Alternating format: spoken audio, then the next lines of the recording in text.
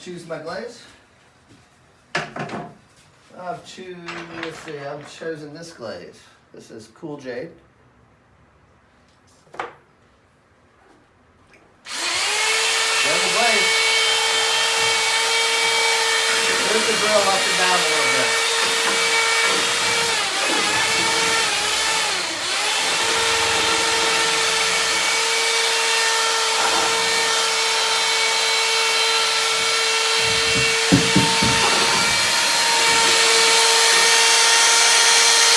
You can't really overmix it.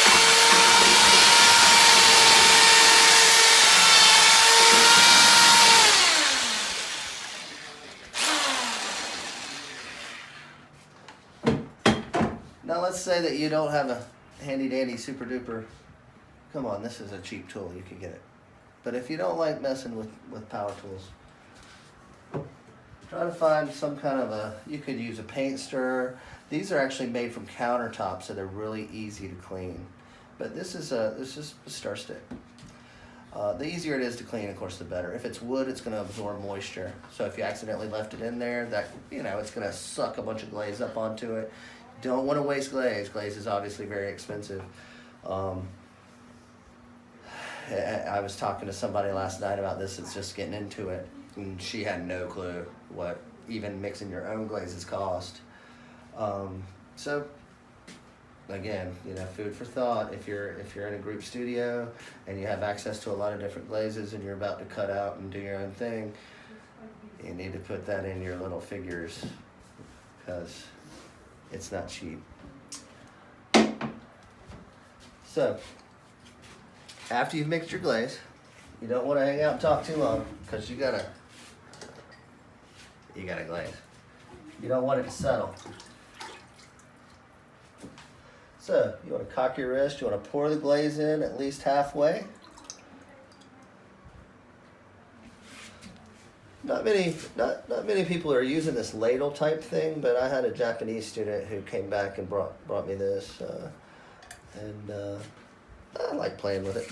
So meanwhile, the glaze is absorbing in here. I'm gonna roll it out, cover the interior. Give it a little shake.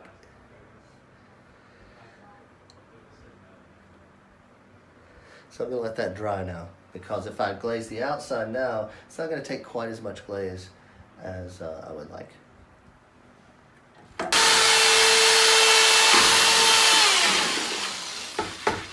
So since we've been gabbing, we've gotta mix the glaze again. Then I'll hold it by the foot, and obviously with T-bowls you've got a very easy time holding the foot. I'll submerge it totally in, all the way down to the foot. And then what's happening is the glaze is being displaced from the inside of the pot, kind of like a old-time submarine. In fact, the first submarine, I believe, was I think it was called the Turtle, and it was used in the United States during the Revolutionary War. Little tip on holding this, keep it as level as you can. You got to hit that really straight. Otherwise, bloop, it'll go right inside. So if you look, you can see the line right around there. That's how you know that it didn't really get in the inside there. Once this dries, I can rub that little line out. If I were wanting to put a different glaze on the top and I thought, that might be a little too thick, I could always simply take a sponge and wipe it off.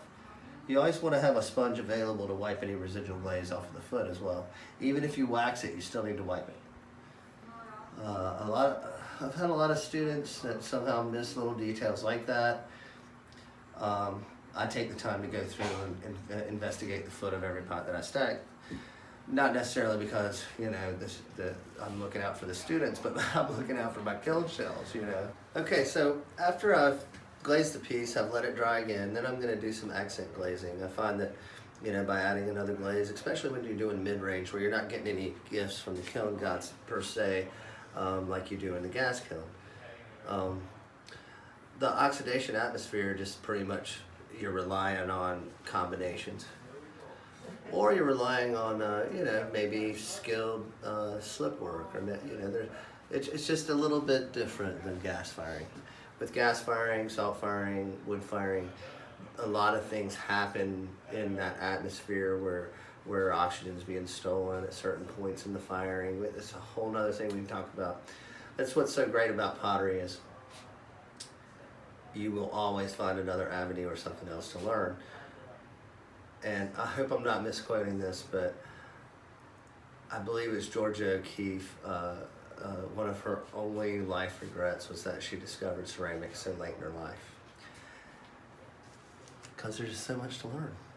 So I've mixed my glaze again. I've got my booger sucker, and there's some, you know, there's some really nice versions of the booger sucker. Again, back to Pete Pinnell. He uses a bulb with a fitting like this, which is really effective for slip trailing and for glaze trailing. So that's your terms for the day: slip trailing and glaze trailing. And that's what this is. We're going to glaze trail. Didn't have enough terms already, right? Actually know what you're talking about. So I'll lay this on and I'll move it in the groove there. So this type of altering I call melaning, and I think I learned this from Ben Owen III at East Carolina University when he was there, because we happened to be there at the same time. And I remember I walked out to the kiln yard, and I had no idea who the guy was. I was a painter. These potter guys were, you know, big deal. But guy was throwing bottle after bottle while he was talking to me, not even looking at what he was doing, and I was like, whoa, never seen anybody throw like that before. So I went inside and talked to my buddy. I says, hey, you met this Ben guy before? He laughed at me. You don't know who that is? Because even in college, the guy was already really well known, because he had been making pots since he was a little boy in Seagrove with his grandfather, who happened to be Ben Owen I. And he continued the legacy. So now I'm going to do my rim. And I'm just going to go in and out so I don't get it too thick.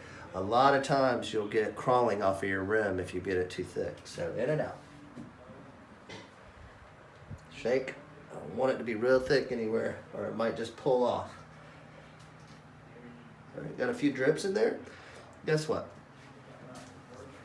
After that dries, I can get in there and just rub that out and it'll blend it out.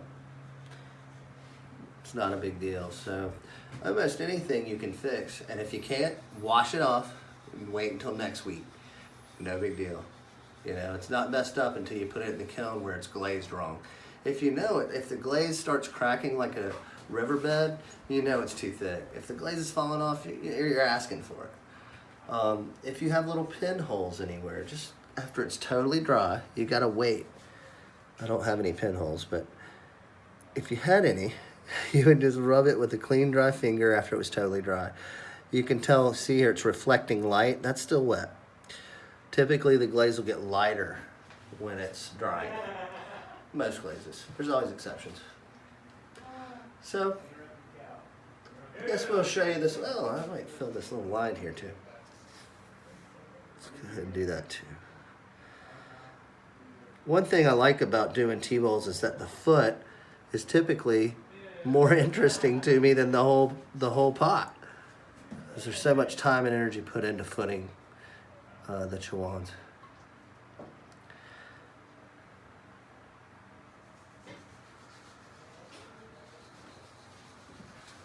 All right.